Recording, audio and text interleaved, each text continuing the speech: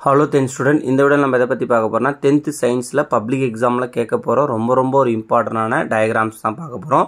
இதில் கொடுத்துருக்க எல்லா டயக்ராமும் நல்லா பார்த்துட்டிங்கன்னா கண்டிப்பாக வரப்போகிற பப்ளிக் எக்ஸாமில் நீங்கள் குறைஞ்சபட்சம் ஒரு 2 மதிப்பெண் ஒரு 4 மதிப்பெண்ணில் உங்கள் டயக்ராம் கேட்பாங்க. 7 மார்க்கில் ஒரு டயக்ராம் கேட்க வாய்ப்பு இருக்குது. ஸோ இந்த டயக்ராம்லேருந்து கண்டிப்பாக வர அதிக வாய்ப்பு இருக்குது.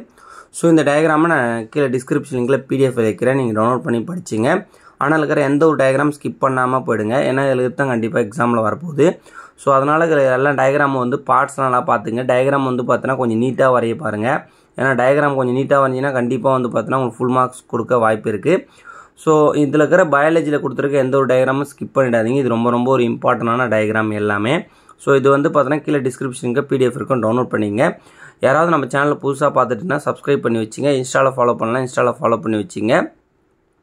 வாட்ஸ்அப் சேனலில் ஜாயின் பண்ணலாம், வாட்ஸ்அப் சேனலில் ஜாயின் பண்ணிங்க.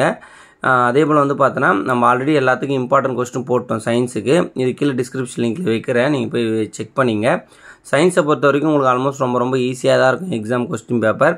ஸோ ஆனால் எல்லா கொஸ்டினும் வந்து பார்த்தோன்னா எழுதிட்டு வாங்க, ஓவர் ரைட் பண்ணாமல் எழுதுங்க.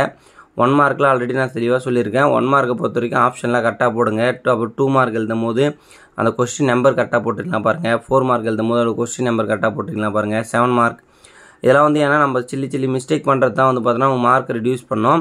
ஸோ எல்லாமே தெளிவாக எழுதிட்டு வாங்க. சயின்ஸை பொறுத்த வரைக்கும் நல்ல மார்க் ஸ்கோர் பண்ணலாம்.